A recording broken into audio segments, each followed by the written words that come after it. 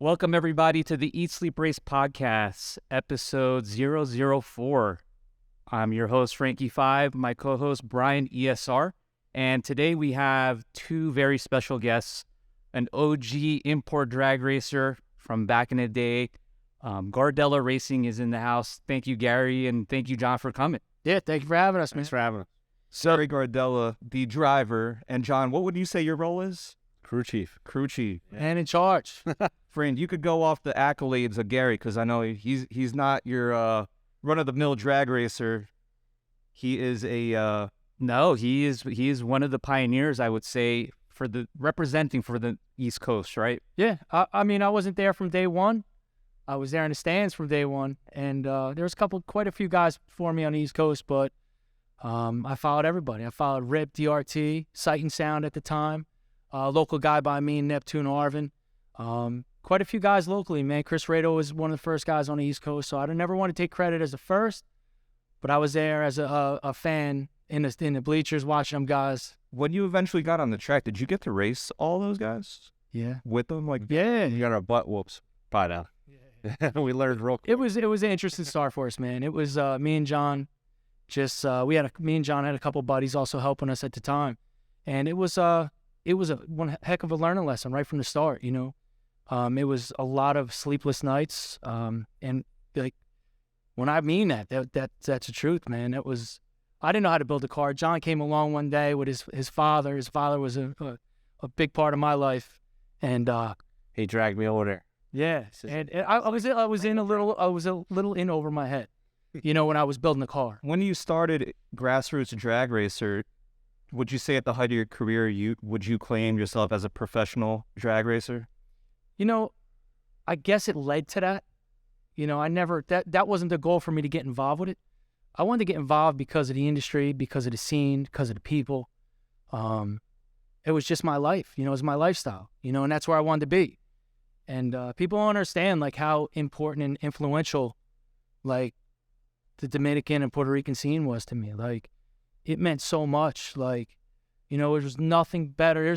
There's days that I still have flashbacks sitting at home, and I'm like, yo, this Spanish song comes on, you know, now I can just think of my head, a rotary Where do you think you were? banging. Yeah. Where do you think you were going back to? Ecko. Yeah. And I'll tell you, it was the best part of my life. Like, there's days that I'm just driving along or doing something, and I'm like, damn, I missed it. You know? I like how you said that because Francis has his first question for you because you said that it was the best times of your life. Yeah, so you kind of, I think you mentioned it, but I would ask you, what are your three most memorable experiences in import drag racing?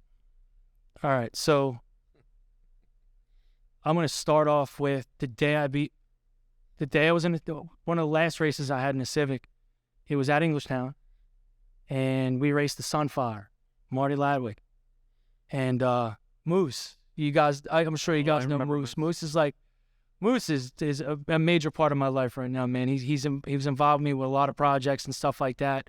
He's my main guy, and he's a great dude. But Moose at that time was working on the Sunfire team, and we took them down. And when I mean that was big, guys, like, I know a lot of people who are watching this today, like, they don't realize how big Sport Compact or import drag racing was. But for us to take down that team, that was the biggest task. That was the biggest thing biggest accomplishment in business motorsports. Not, you know, obviously my daughters are my biggest accomplishment in my life, but my biggest accomplishment, I'll hold that for the rest of my life, is beating that GM team at that time. Yeah. Was that Now, that race, little background on it, they were round robining us. And we needed time to get it back up there. And those guys, was this at? this was NHRA. It was Summer Nationals. South Nationals. Yeah, pretty sure. Town. And it was the end of the day. They had the noise Ordnance. ordinance that they had to shut it down, and they trying to get us up there. And I was trying to keep his head in the driver's seat and get the car ready at the same time. I mean, he was getting ready. We were putting the car together. He's getting in the car. And that's how they were like, you got to go. You got to go. Those guys waited for us. And now what you got to remember, So we had to change trannies. Honda, this is your Honda, right? Yeah. Yeah. This wasn't your GM car. You were going Honda versus GM. Yeah. Yeah. Yeah. And that was, we did that quick. We got the car up there. They gave us time because it was like 25 minutes or something like that. It was short, yeah. It was crazy. What year was this? 2003, 4? 2003 or 4. And was this what class was this? This was hot rod. Hot rod. Yeah. And, obviously later in my life in motorsports, like it became pro front wheel drive. But for me, my best memories are with the hot rod car, especially with the Honda. People are still upset with me. Even people still talk about me leaving Honda at that point in time. But, there's a long story that goes behind that, So let's hear it. So I want to know. I was shocked. I still don't know why it'd be interesting to hear, why did you go to GM? So, it's funny. Me and my daughter were sitting down the other day. My daughters don't care. Like they get it that I race, but they don't know the background, Like my oldest was a little girl, like when this all started. So something came up, and me and her were talking about, when I was talking to her about when I first got that big deal. My first big deal was a GM deal. But it actually started. It's a crazy story, and I've never told this publicly, but it needs to be told because it's part of my history. One day at Ecko, right, this dude came up to me, right. This guy came up to me. We beat GM again. So this is like the second or third time I beat the GM Sunfire, and guy came in, we're done. Me and Johnny are celebrating. Yeah. Big J was with us. Like, the whole crew was with us. And we're celebrating. Boom, boom, boom. My dad had the camper there. My family's there. Everybody's there. And this dude came running in the trailer. At the camper, I think, at the time. And it was just me and my father. And he wanted to fight me. What? Yo, this guy, I'm celebrating. And this guy wanted to fight me. He's the guy in charge of the GM program. Yo, he wanted to fight me. Like this fight? Yeah. Was he was talking shit? Yeah, it was heat. And that was a point in my life that I steamrolled anybody who came in, who stepped in my way, especially when it came to drag. Like, if it got something to do with my career in drag racing, I wasn't having, nobody stood in my way. Like, it's crazy because it's like, that was my passion. That was and I'm serious when it comes to my passion, Beg, bar, steal. We did whatever we had to do. Yes. To keep that. That was the motivation. And, once I got hooked in with Gary, we were the same mentality. Him and I. Guys don't like to lose. No. We don't like to lose, and that's why All in. put those hours in to get the car ready, to get the trailer ready, to make it look good, to do all that stuff. So knowing that, were some fists thrown inside that? It was close. And my dad grabbed me. He was like, yo, sit down and listen to the fucking guy. Sit down and listen to him. I'm like, no, I wanted to fight the guy. My dad's holding me back. And my dad's like, hear the guy out. My dad's a tough guy. And he's yelling at me to hear the guy out. And I'm like, nah, I wanted to kick the shit out of the guy. So we're going at it. And my dad finally talked some sense into me. And he was like, because my dad is a smart dude. He'll think career. He does, I'm thinking in a moment. I'm thinking In the heat of the passion, right? yeah, correct. Big picture. And it's like, so the guy sits down and says, you ruined my life. And he looked at me. Serious. He's like, you ruined me. There were some things that he said I won't repeat, but you ruined my life, man. And I'm thinking to myself, this guy's got a $5 million budget, $8 million. Like, I don't know what their dollar amount was, but it's big budgets, right? A lot more than ours. Way more. I'm thinking to myself, me and John working every night, just me and him. We had friends. I had Big J. I had a dude come out. I had a couple dudes that would come in and out and help us out a lot. So again, your grassroots side of things, you're saying this guy was corporate.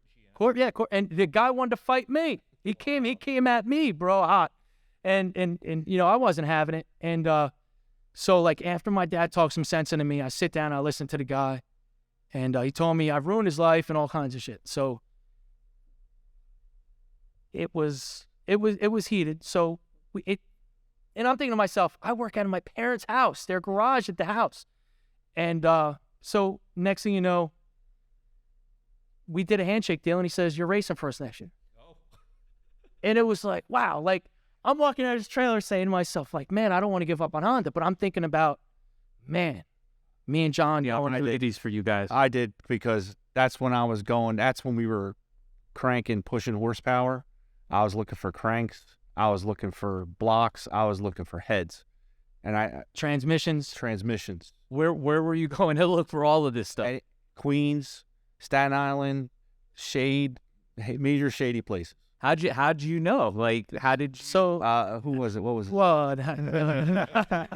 We ain't talking about that. now. Your names, But I'll tell you what. But we had our connects, right? right. And we had our connects, and I did a lot for the dudes in the streets. So like, I utilized and before there were What do you mean by that? so I want everybody to understand. So like, as I got big and I got sponsorships and stuff like this, and I'm gonna tell everybody right now, the best dude one of the best guys I ever met in my life was Vince. Who was that? He worked at the time. He works at GM Racing now, but he worked at Golden. His family owned Golden Eagle, which is Okay. Tiago, I think his last name is, but I always mess it up. So hopefully I said it right. But you know, like Vince, I did a deal with Vince, and I said, dude, I got to take care of these dudes in the street. I will rep your brand, and I will promote your brand. And I said, yo, I need I'm gonna send you like 10 blocks. I need them all sleeved. I need them done and done right. So me and Vince worked a deal. I would send him out motors all the time, and he would sleeve them for me. And then in the streets, all the dudes were running my blocks. So like, and they would come Selling them? No, it's like, dude, I truly want you guys to understand. I took care of, like, there was my dudes in the streets that I took care of. How did you pick your? But it was part of me getting big. It was part of me just utilizing my tools and my help from turbo companies, block companies, like all these things. So And these guys you were giving back to were the same guys who were helping you out? find parts, what you needed. well, help me find parts or just repping my name in the streets. Like, I would have nice ones at the time, go out to the street races with trunks full of Red Bull. You know what I'm saying? So like, I was never in the streets and I never wanted to be in the streets, but That helped you out. it helped me out. And it was like part of my, like, even though like the lifestyle side of it, we were all together when we got to the track. Right. I wasn't Because the streets went to the track, but Gary didn't go to the street. Correct. So like, it was, again, man, that was a big part of my life. You guys did it. I remember back in the day, you had an awesome setup. You had a DJ, you had food, you had that. All Red Bull? No, you know what's funny? It's like, right? my goal, right? My goal was to go to a racetrack and make everybody thought I had $1 million budget. So when people rolled in, they were, yo, Gary's got millions. And Let's go through it. Because sponsorship back in the day for import racing was way different than it is today. I mean, you guys had there was more money being spent. Yeah, these companies had a lot more budget. so it all started off with me, and it's like, it all started off with Ecko. And it's funny because people think of me as like Red Bull or GM or something like that.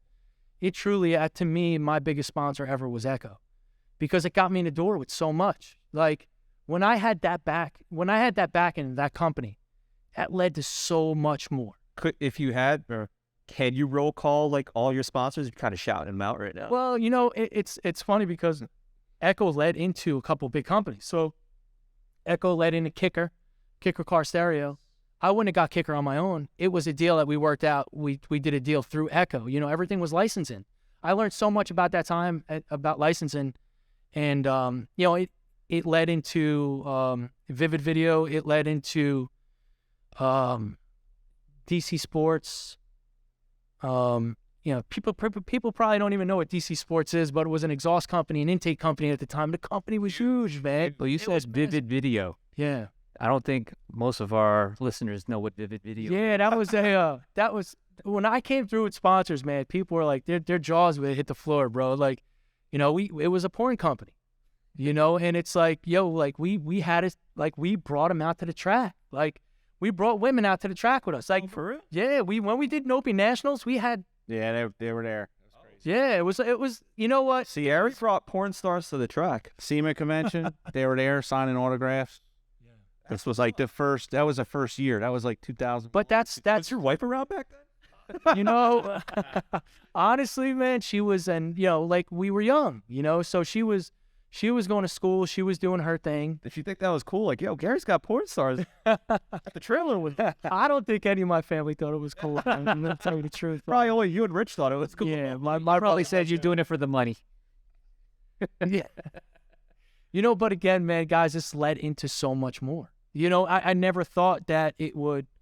I never realized. I realize it with business now, but at the time with sponsorships, it just kind of like rolled along. Like, people would come along and say, man, Gary's got so much money from this sponsor. That it really wasn't. I made it look like they were all big deals. And That attracted more people. it really did.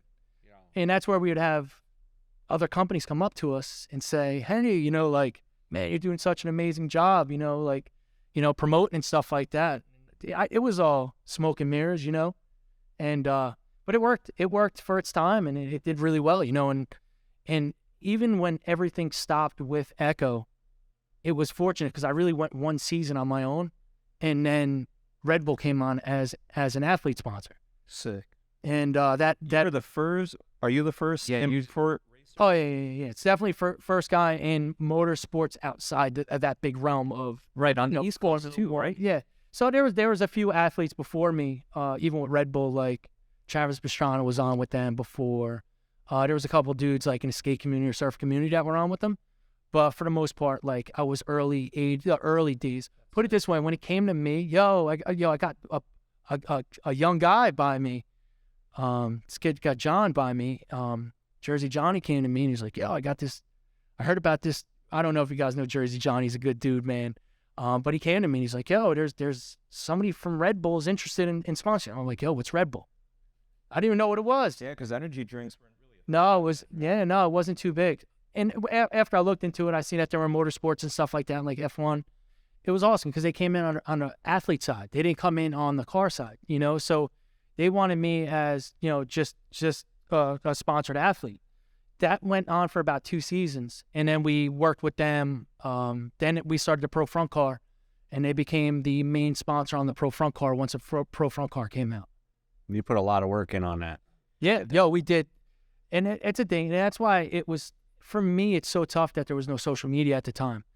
The things I did with, even Ecko, like the parties and the places that we went with those companies, and even with Red Bull early on, was incredible. And like, I can imagine. yeah, like my wife, like we did some soapbox race in, where were we? I think Rhode Island. And I got to sit next to Praz from Fuji's at judging this soapbox race. And like I still like Megan has like the worst memory, man. And it's like she's the greatest. I'm like, I always tell Megan, like, can you believe, like, anytime it comes on, I'm like, we got to meet him, we got to hang with him. She's like, I don't remember. Because And I'm like, it's Praz, like, it's like, I mean, you're a Red Bull athlete. yeah, and like who doesn't like the Fujis? You know what I mean? So it's like music was a big part of our lives, and All the crazy things, we had to take the car and put it on the ski slope for Ecko. yeah, actually, early on, John's right. We went up to Killington, up in Vermont, and I actually from that day, I got a couple friends in the snowboard community that I'm still involved with, and it's cool that I got to meet a guy, Jeremy Bay, who's in this snowboard. He was a pro snowboarder at the time, and he was a car guy. Oh, ironically, I just met him for the first time this past summer. And He's a great pro snowboarder. Yeah, Into Hondas. yeah, correct. And now he's back into Hondas, meaning, I see this pattern happening at here. that time. Now he builds hot rods, but it's pretty cool, man. And it's just like Shout out to Jeremy, 1945 Speed Shop. Yeah, he's a good dude. Very man. cool. And it was cool to see all the guys I got to meet early on with snowboarding, and then it led it right into the car scene. So it was GM and then Red Bull. Or Red Bull, then GM. It was Honda. I was with Red Bull.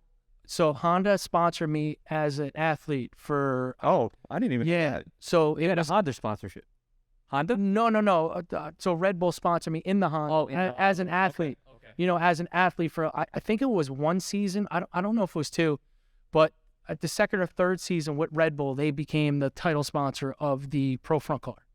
You also had, I remember in the GM car, you had Hot Hughes as a sponsor, didn't Yes, Hot Hughes is a... you? So wasn't that in the middle? Or Yes, that was like a secondary, third sponsorship. What is that? For that car? So like, we had our title sponsor. Oh, no, Hot Hughes. Oh, Hot Hughes was a custom paint line. So like, how you have House of Colors? You probably heard House of Colors. It would be the House of Colors of the DuPont paint line at the time. Now it's Exalta, but it was Hot Hughes was their custom line of paint.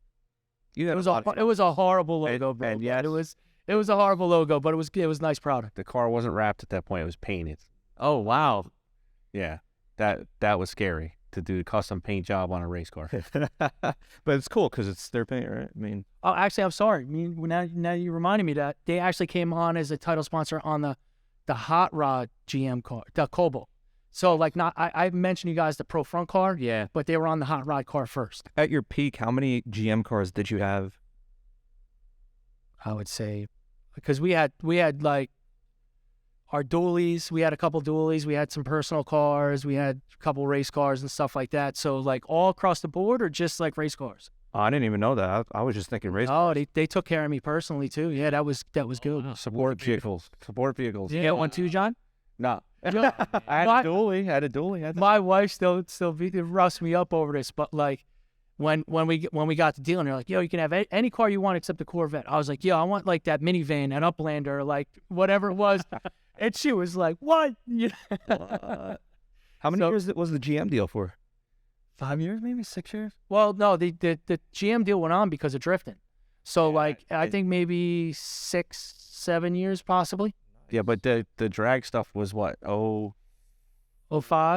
04, 05 through 07. Drag racing. 07, 08. Are you still tight with GM? At this time, most of the contacts that I have left. Okay. And there's still a few guys that are still involved.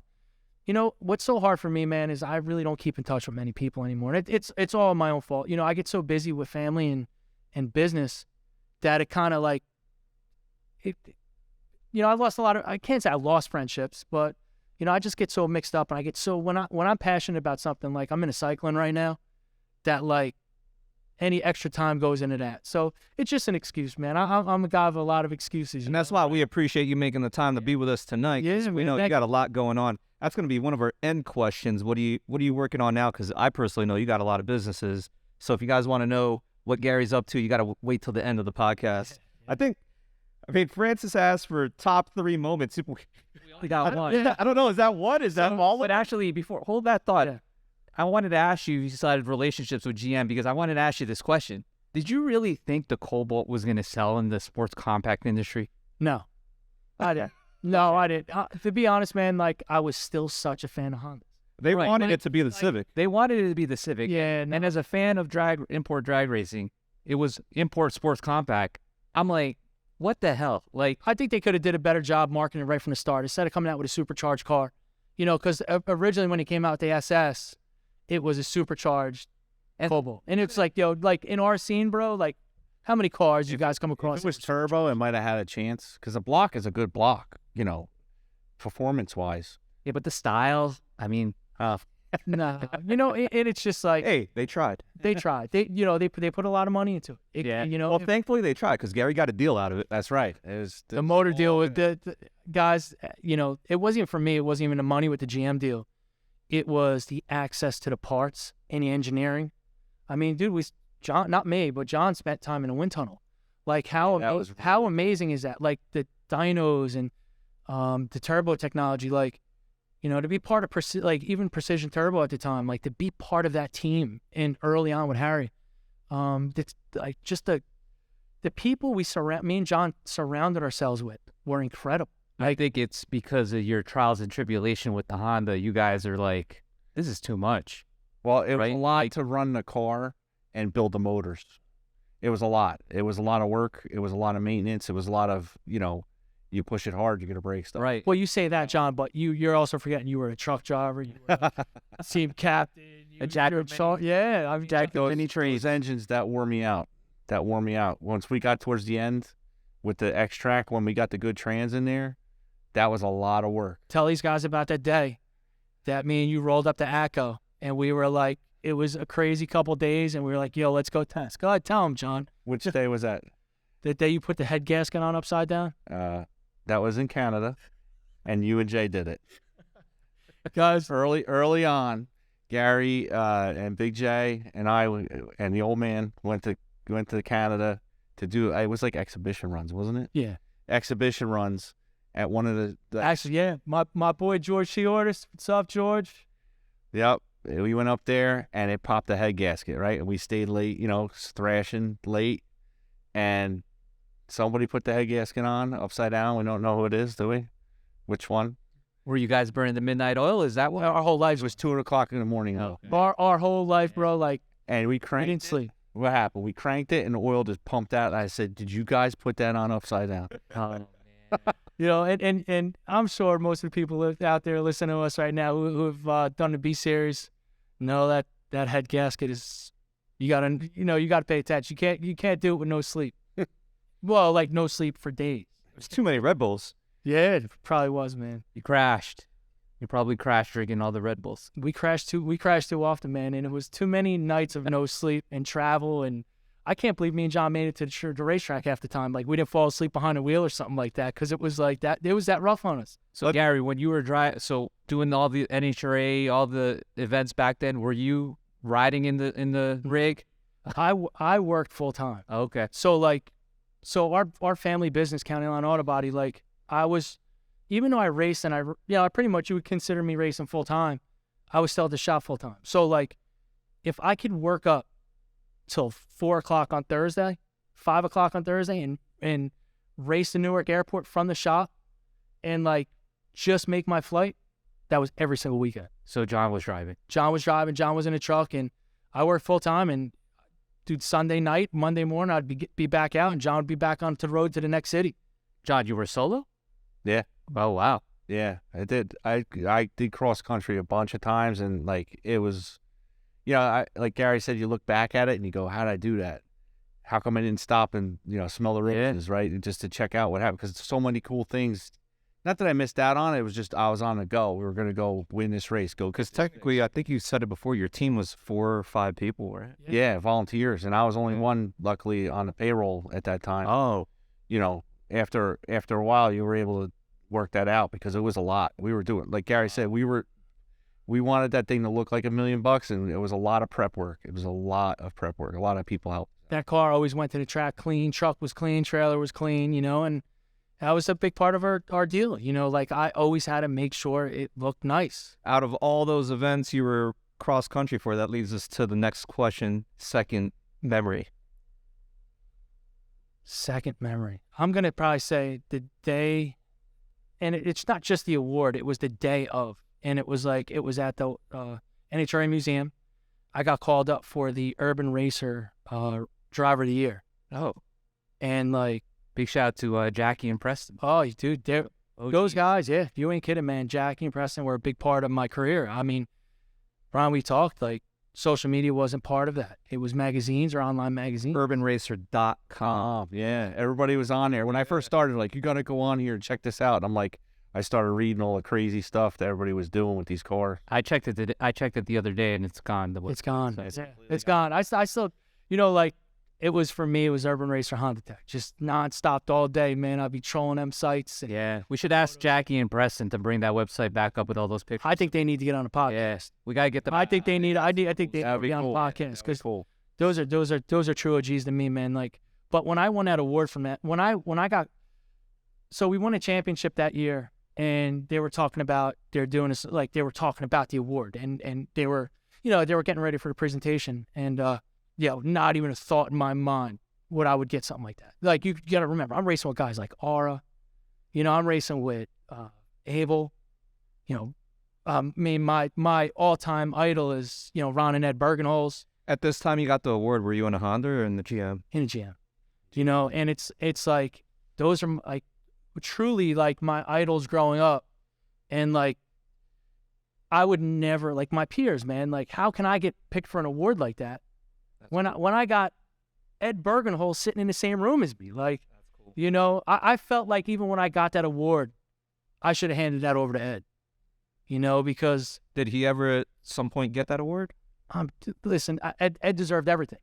Ed and Ron, those are true to me. Those are true, like, the absolute true pioneers of the sport. There's guys like Vilam, there's guys, I'm sure Jeremy Lakowski.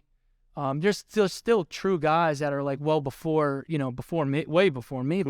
Lisa. Yeah, Lisa is, I could just go on forever, man. All those guys you named, we want them on the podcast. So if anybody's watching this, OGs, we got to get with you. We got to, yeah, man. whether it's virtual, we'll figure it out. They're all great people. Everyone's got I was so lucky to be in that room of those people, and even have Wally Parks was even in that room at that time. No way. Yeah, and for me to get called up for that award, man, it was that to me that was like probably the best thing in my career. Yeah, one of the best things. What year is that? That was 7. 2007. Sick. This was in Pomona? Yes, that's at the museum, and dude, it was a great experience. Awesome. Awesome. For me, I'll just throw it in there if that's all right.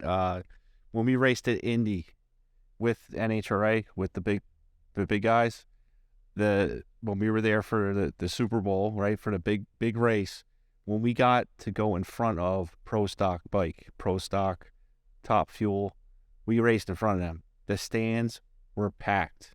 How many?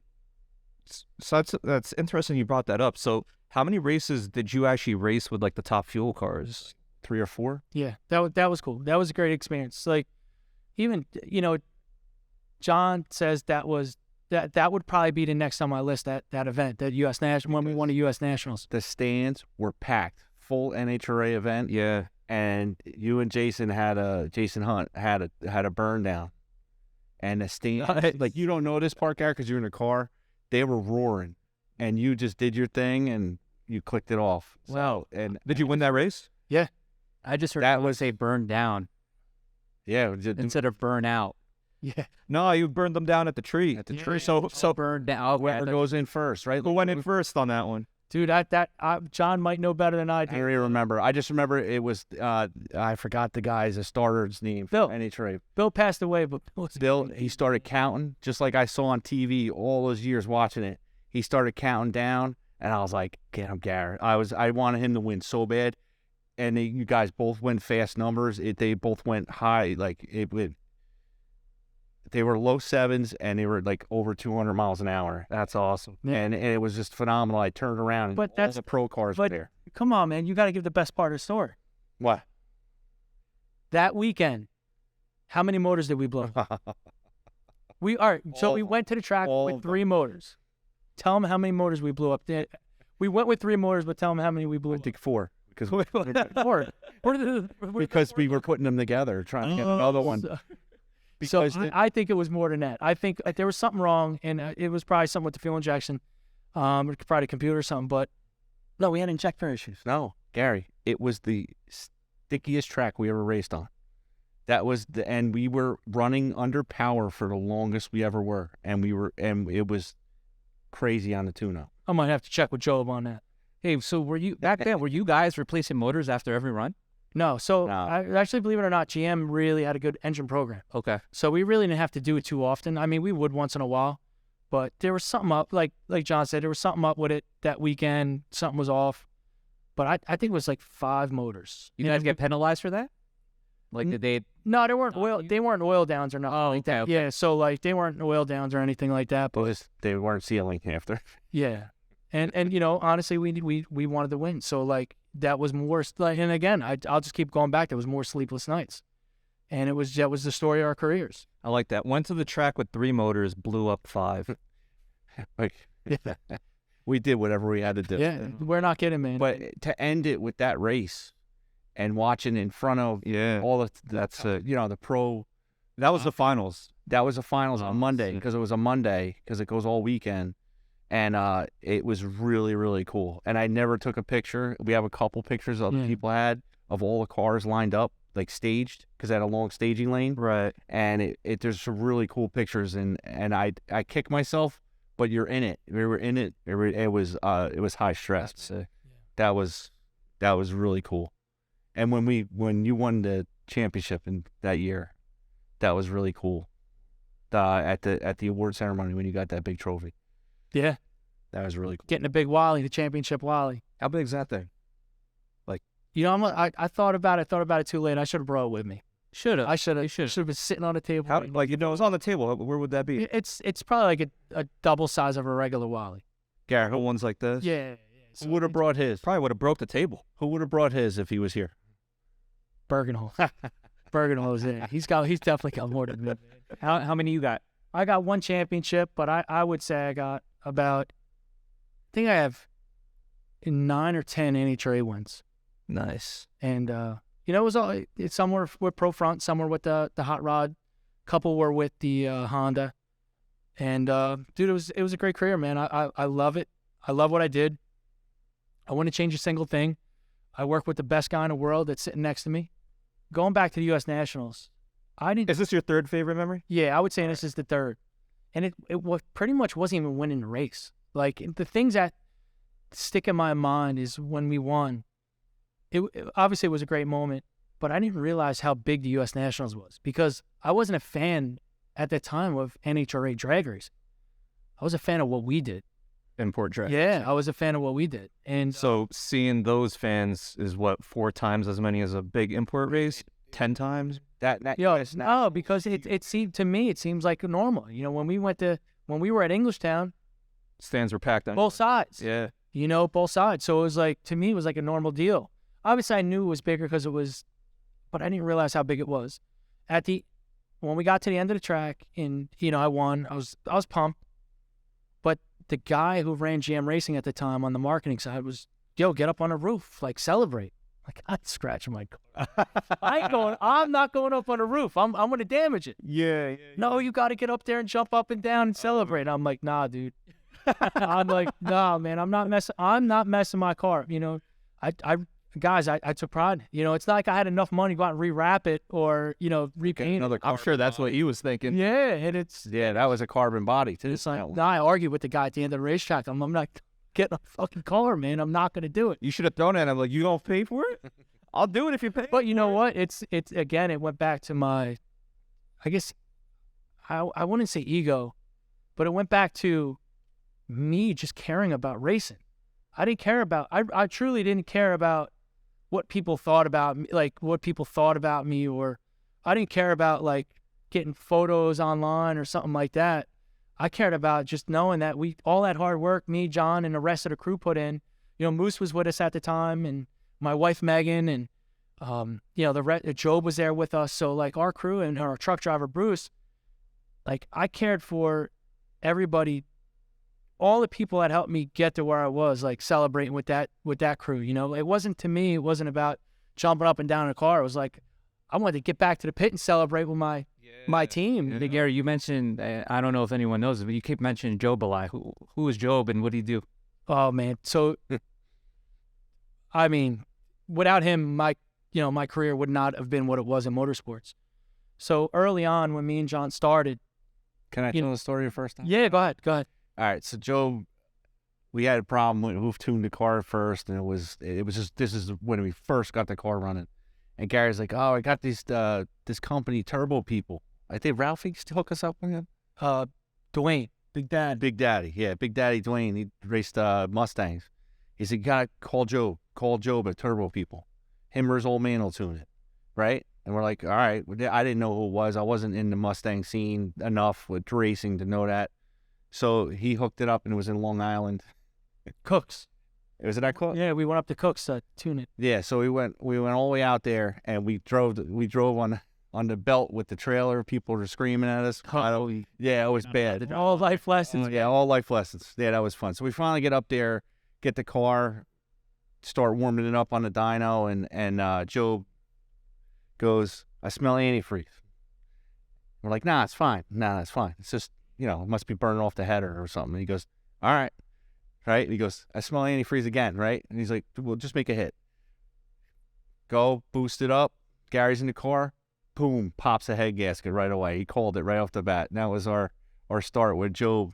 And is that, you were saying part of the team after this? So he goes, He rolled with us every day. What did he say to us? What are you guys going to do? And we're saying, we're going to change the head gasket and run again. He goes, you going to change it right now? So we're going to change this head gasket. We drove all the way hell up here. We're going to change this head gasket. And Gary goes, we're going to make some power. I remember that. And you know, most people would have packed it up and went home. But, yo, if I took a day off work, we were going to make it happen. Because, yo, my father would not give me another day off of work. Well, it's good you had the head gasket on you to replace it. Yeah. And then Job said that was one of the things about us. Like, we were all in. And he said that, he goes, ever since then, you guys were, that's what our mentality was. We're going to make it work, whatever we had to do. Is he still tuning? You know, Job kind of retired from the scene. I think he's kind of getting back. I think maybe, you know, he's been out of it for some time. So I see he's been putting up some posts a bit about being back at the track. And, you know, the guy, to me, he was the best that ever did it. Yeah. You know, I know there's some really good tuners out there, but Yeah, we the guy helped me win a lot of races, and he was a major part of our team, and you know, his whole family, like Chase and Job Sr. even came out to the track with us a couple times, and it was just amazing, man. We always had the greatest support. Like in that, I mentioned you guys too. It's like I just drove the car, man. You know what I mean? Like I figured out some marketing things and some loopholes and how to get some sponsors and stuff like that, but it was all these guys, you know, and then my wife too. You know, my wife that put all the pieces together that made it all happen. and she stuck around. Yeah, I can't believe she told my shit. I can't believe it. I'm so lucky. But yeah, that without me surrounding myself with the best people, I never would have accomplished anything. You know, like It was up to me. That car never even would have made it out of its shop. From grassroots racing to the end of your drag racing career, how many years was that? I guess from the start of grassroots, 2000 was probably my first time going to track and blowing right through a clutch and having to go home and change it, and then going back for the Which I next have the event. video of. Remember, I told you I found it. No. I don't. You weren't even involved at that point because that was a street car. I'm talking about the first time when it had the cage in it. Yes, that was Ecko. Yep, my old man taped it, so I have that video. What year was your last race? John, what year did you leave? 2000. You got all you 07 was you left 07. you did We know don't that. want. No, I would say last time the car probably went down the track was 2009 or 2010. Wow. And then the next half of your career moved into drifting, which we'll get into. But you actually mentioned something about the fans. Francis had a question. It was something about a change to, what was it, Francis? If you know, based off of everything you said, if you had the chance to change your racing career, what would you change? So it's definitely, I was so into wanting to race and just winning and doing all that.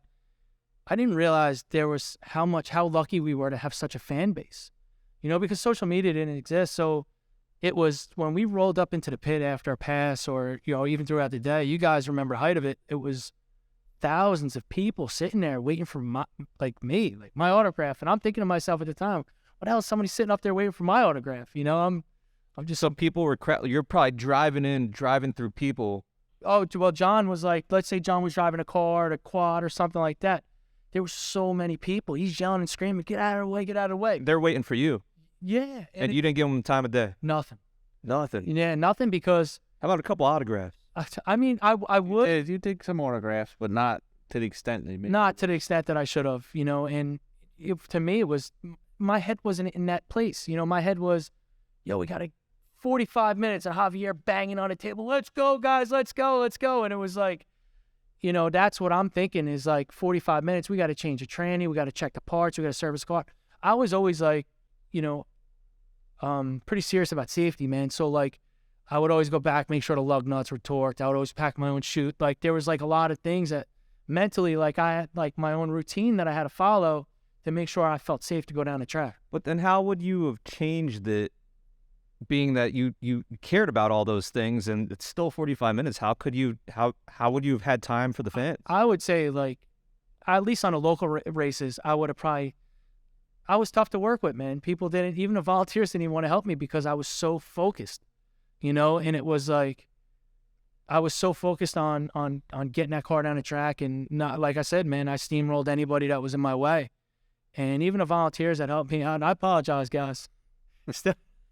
I was rough on these guys, man. And, you know, I didn't deal with laziness, or I didn't deal with nothing. So like, you know, guys coming out to volunteer, help out. And I'm like, they're lazy. I'm like, yo, get out of here, man. Like, you know, I was rough, man, but it was for a direction I wanted to go in. And I guess I should have been a little lenient, a little bit better to the guys that volunteered their time to help me out, where that would have allowed me to spend more time with the fans and you know, build it, you know. I mean, I've never had anybody come back to me and say, yo, I was not nice to him at the track, or I was I'm curious if we'll get a comment here of somebody who's like, dude, that was me. I tried going up and getting a picture with this guy and he flipped me off. Yeah. But you know, when we were done with the car and it was set, say we got done early, I would spend a time with the people. But you know, but again, we turn around, and I wish I'd spent more time walking the pits and hanging out with my, you know, the people I race with, and and things along those lines. Because, dude, I miss that. There's so many guys I can just rattle off right now and say I miss them. You know, I truly do. You know, for me, like growing up and being around Pepe Loco and El Demente and these dudes, like that's where I wanted to be. Did they make time for the fans? Yeah, definitely, man. They definitely did. Because you got to remember, a lot of those dudes, they weren't, you know, they hurt, they damaged cars and stuff like that. But, you know, I'm thinking to myself now, it's like Eddie Bello was like one of my all-time favorite guys. He always made time for me, bro. Like, Did you guys notice that he's really active on social media like the past like 3 weeks? I hope so, man. He supposedly crashed a Porsche down in Puerto Rico. Oh, recently? Yeah, he was racing a Porsche down in Puerto Rico. I don't follow him on social media. You guys got to tag me on one of his things. Yeah, no, he made an announcement like I am the OG Porsche drag racer. He is. He is. Like, he truly Wheelies. Yo, the best, one of the best times I ever had in my lifetime being a fan of import drag racing was the day Eddie Bello raced Dwayne Goodrich, Big Daddy, with the Mustang. And that was at like that. I'm sure that was SummerSlam or like one of the Englishtown events. That was the most incredible event that has ever taken place at that track. When I mean that place was pumping, that was absolutely amazing, man. And that's where my passion and that's where my drive came from, is watching guys like Eddie. You know, there's so many. I can't even think of all the names right now, but you know, it was such great times, man. I had as a fan. I love being there as a young guy and just being there as a fan, not even racing. Now I kind of see why you were so, I guess, in disbelief that you won that Racer of the Year award, because your competition were the guys you looked up to. And that was all the ones that those guys told me about when I came over. Right. Steph, Papadakis. Those guys. Like, I didn't deserve that award for being in that room with those people. You know, for being in a room with those peers, and I got that. Hey, man, it's like a Rookie of the Year type of that. Yeah, like the new guy in town. But you know, it was still, you know, one of the most surprising things I've ever received. But you know, I look up to my peers, man. You know, like those people were the best. What made you decide, you know, I'm gonna stop drag racing and then the transition to drifting? What was the deciding factor? Well, just getting out of drag racing was one of the hardest things I've ever done in my career. Of anything, you know, it was because that passion was still like, I had a hard time giving up. This is when Nopi folded, right? It was like, all right, you know, Nopi folded, we still got NHRA. No, NHRA folded and Nopi was still there. And I said, I'm sorry, I messed that up. Yeah, so it was NHRA that folded and Nopi was still there. I'm like, all right, well, great, we still got Nopi, and then Nopi folded, and it was just like, fuck, what do we do now, bro? Like, yeah, because we just came, like, even though I left Gary's team in 2007, I still followed it, right? I still wanted him to win. Me and John still talked every day. Yeah. So for us to come off of 2007, which was integration with NHRA with the Top Fuel, 3-4 races, it looked like it was starting to get pumped up. And it just, it fell. You know, you had 2007, 2008, the economy just obviously crashed, bro. And that prepared me, you know, for those bad times in that portion of my life, prepared me for what we're seeing today. You know, what we're going through right now with the economy and stuff like that. And, you know, I'm mentally in so much of a better place because I went through that. You know, I learned how to budget my money and not overspend and do these things because of, you know, all these life lessons that I've learned. Is 2007 and 2008 when Formula D started? Is when the drifting career started? I would say about 2007. I honestly don't remember the exact year, but I would say about 2007 we started off with Pontiac. GM was so happy with our relationship in drag racing that they invited me into motorsports. They were working with a team at the time, and they weren't happy with the team owner and driver. It was a successful team, but they just knew what we brought, the professionalism and things along those lines. And they loved the fact that they knew we made a sponsorship look like $1 million when it wasn't. So they actually talked us into it. At that time, Jared Deanna introduced me to Ryan Turk, and you know, we started our career there. You know, that's where I started my career with you know, just by, you know, almost a stock car. And Ryan and I and the team went into it, and we were pretty successful right from the start. And I really didn't. I honestly, with the drift program, I didn't really have much to do with it. You know, we had a great team at that point. Moose and Scott, they pretty much steered the team and did everything right. Ryan came in and drove. And Do you guys remember when we did that? We had our BMW convertible, and you guys were testing at Englishtown. That was thanks to Gary, though. Yeah. Like, hey, could your driver, because we didn't know Ryan at the time, like, could he go drift this BMW that we have? And Gary's like, yeah, sure. I'm sure he beat the hell out of it. Oh, he but did. It was a lease, so it was all right. That was our first viral video. Yeah. Was it really? Yeah, that was the first video that did over 1 million views. And we're like, bro. I'm glad I was part of that. I didn't realize it. Yeah, it's pretty cool. It's pretty cool. And then we stopped after that. Yeah. We're like, we need more ideas. Like, that was the one hit wonder. Yeah. And it took quite a couple years until we got our views back up on that. But that was cool. That was thanks to you, Gary. So Yeah, man. Thank you. I didn't realize it. how many years were you involved in drifting? I would say 3 seasons or 3 seasons.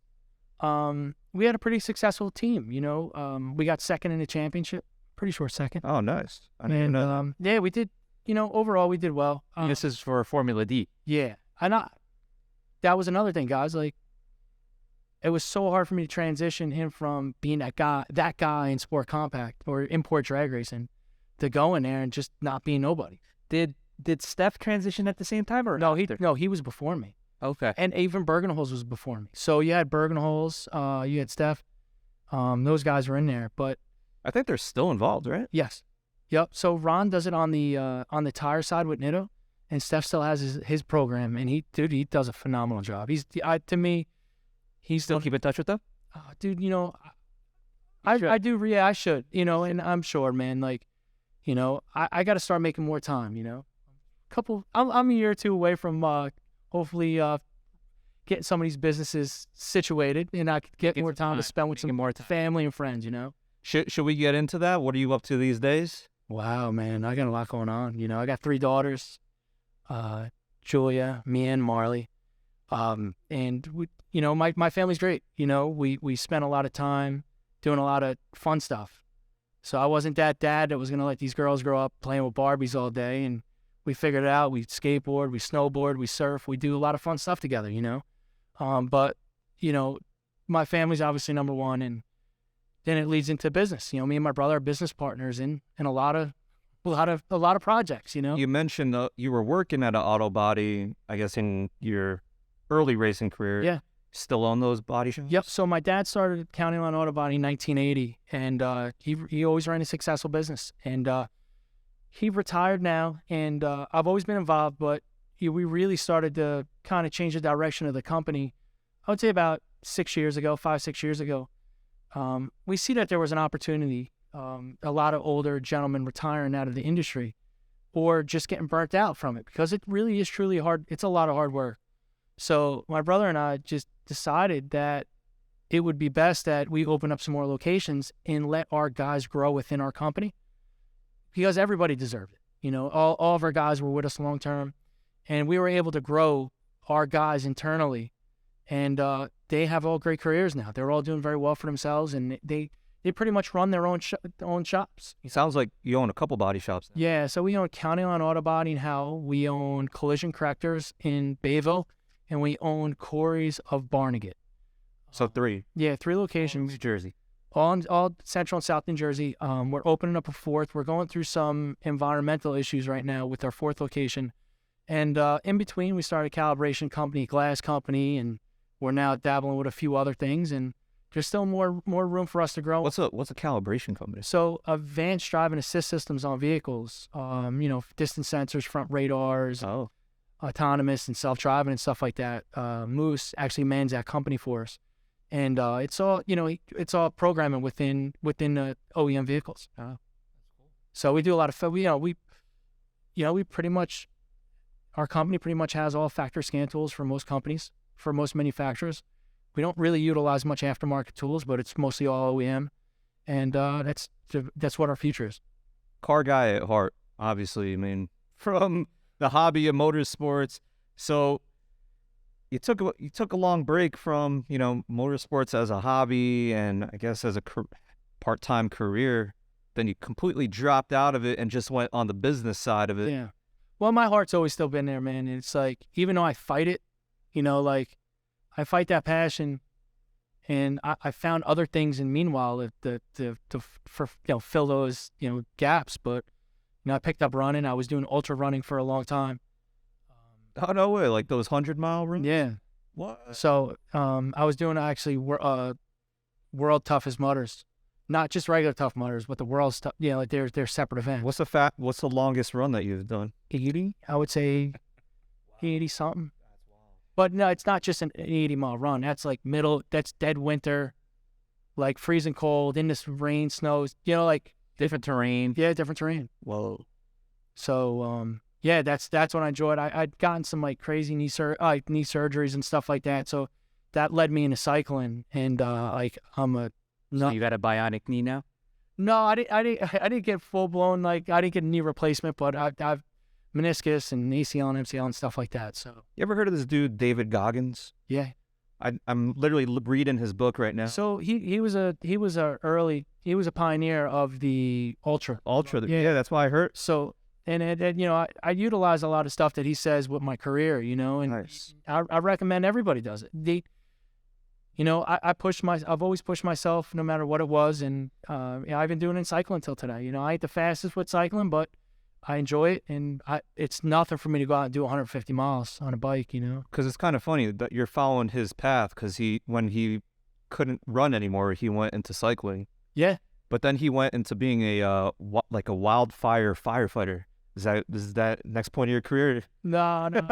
I'll tell you what. I truly see, me and John have been friends forever, and one thing that's always kept us together is cars. And it was never just Hondas. It was never just anything. It was mine and John's friendship started when our fathers were together building street routes. Oh, nice. And Yeah. I think me and John are at that point in our lives that we're going to circle back to that and get more involved with street rods. So what's cool for us as we got older, there's, the scene for us is we spent a lot of time out in Asbury this summer at the circuit.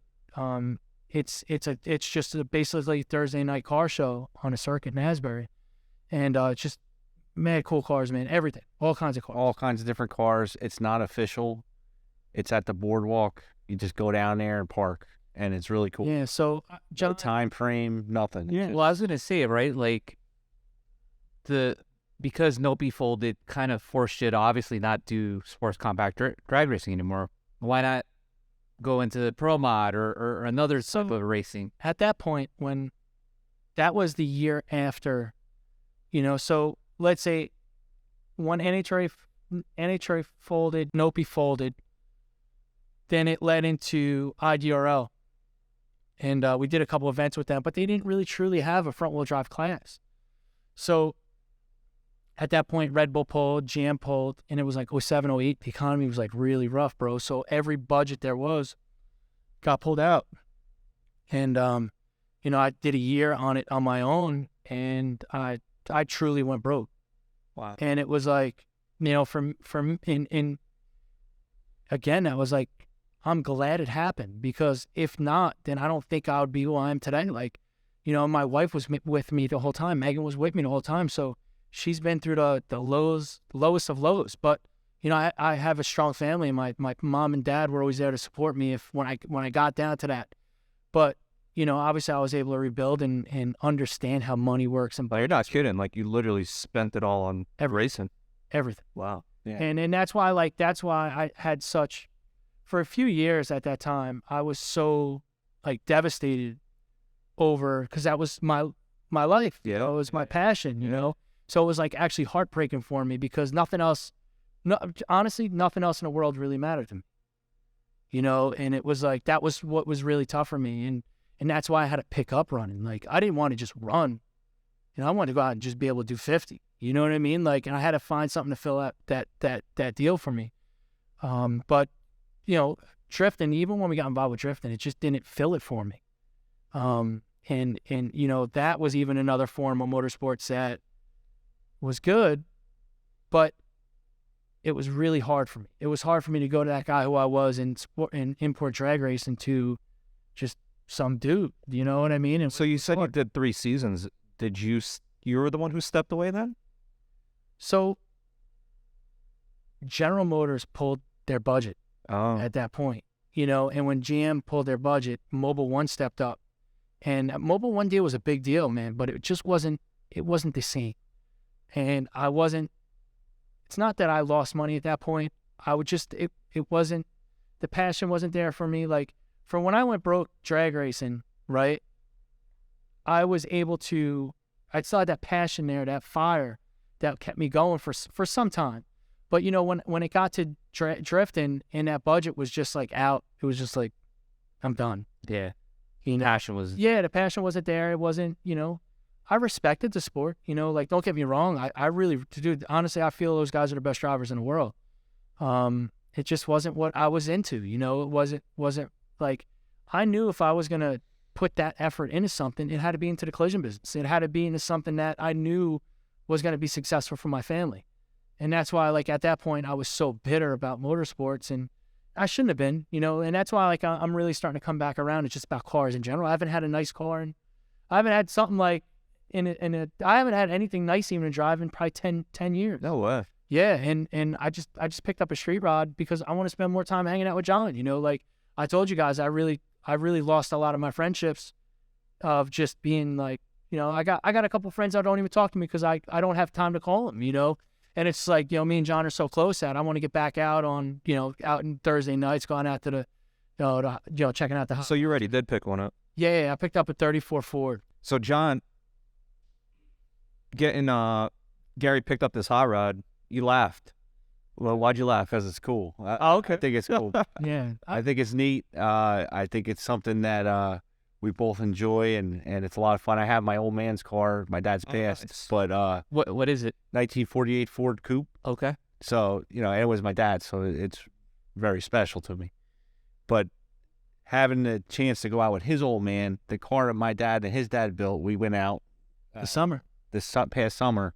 That was a lot of fun, and it like sparked something for us. It was like, this is, because I was going there. You know, during the week, someone's like, you should go down there. I go down there. There's like 100 and something cars down there, and Is all street rods or is Everything. anything you think of. We got to get you guys down there and hang out with you. Come down. It truly is a lot of fun, man. And I don't know, you know, the Idas, Robbie Ida. Yeah. He's the one that's like pushing this, and he has his cars out there, and it's just neat. It's just something special. It's at the boardwalk.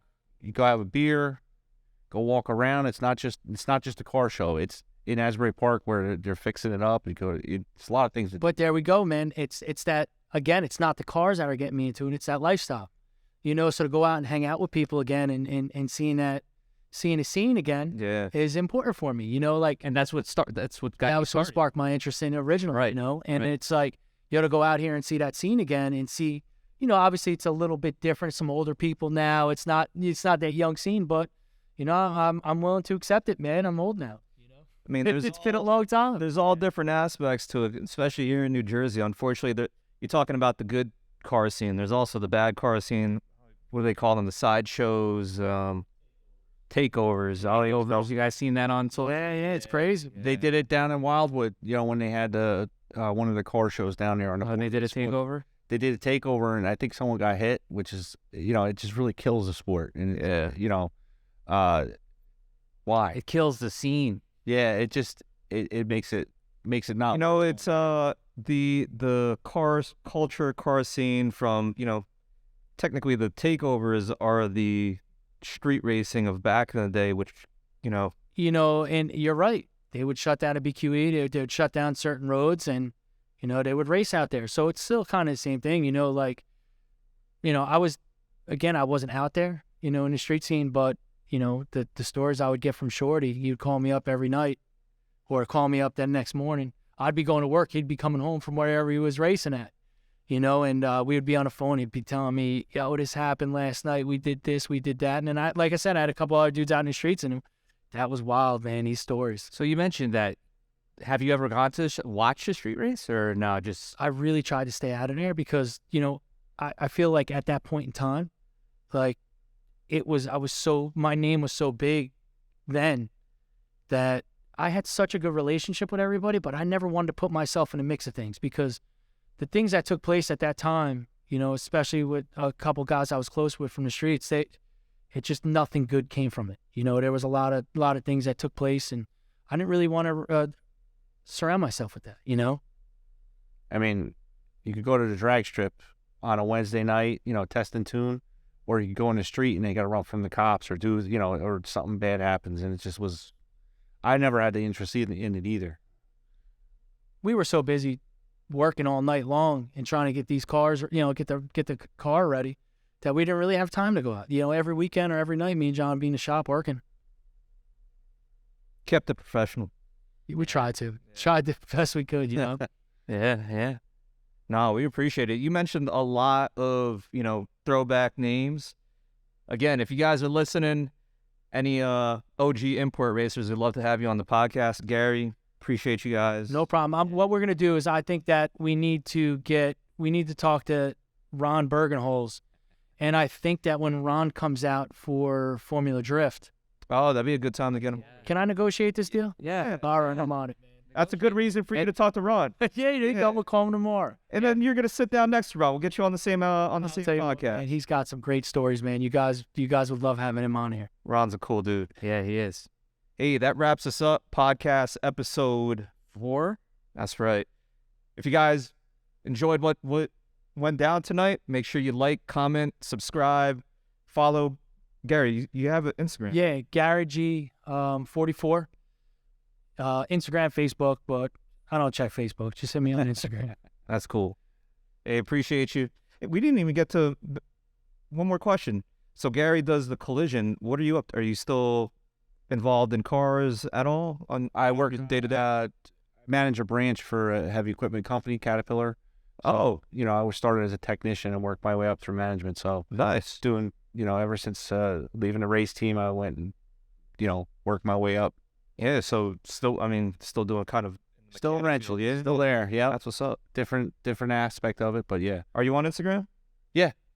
Hot Rod. At Hot Rod? Yep. No way. You were able to get that? What's that? You were able to get Hot Rod. DDD. Hot Rod with 3 Ds. There you go. There you go. That's a big difference. Frankie 5, ESR, Brian ESR. Appreciate you guys. Yeah, thank you for keeping this alive, man. I appreciate it. Nah, thank you for coming. Yeah, on. thank you Thanks, guys.